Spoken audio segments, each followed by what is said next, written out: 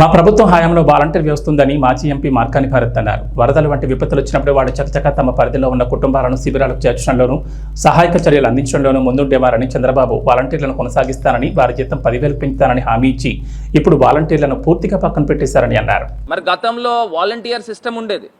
మరి ఆ volunteer system ఉన్నప్పుడు చకచక చురుగ్గా పిల్లలు పనిచేసేవారు. మరి ఇలాంటి మరి ఘటనలు జరిగినప్పుడు ఇమ్మీడియట్గా రెస్పాండ్ అయ్యి ఎక్కడికక్కడ మొత్తము వాళ్ళకి అందరికీ కూడా బాధితులకి అందరికీ కూడా వీళ్ళే వాలంటీర్ సిస్టమ్ అంతా గొప్పగా పనిచేసిన సందర్భం.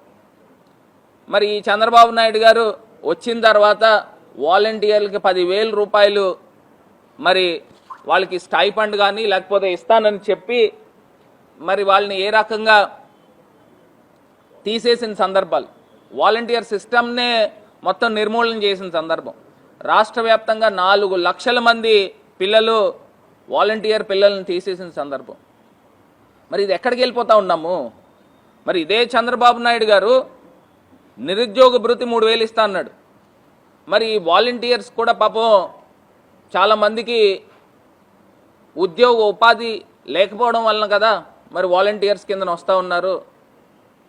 మరి నిజంగా ఆ రకంగా ఆలోచన చేసిన ఈ వాలంటీర్ సిస్టమ్ని కంటిన్యూ చేయాలి కదా. మరి ఈయనే మాటలు ఇచ్చాడు, ఇదే చంద్రబాబు నాయుడు గారు మరి మాటలు ఇచ్చి వాగ్దానాలు చేసి మరి ఏ రకంగా వాలంటీర్ సిస్టమ్ని పూర్తిగా నిర్వీర్యం చేసిన సందర్భం.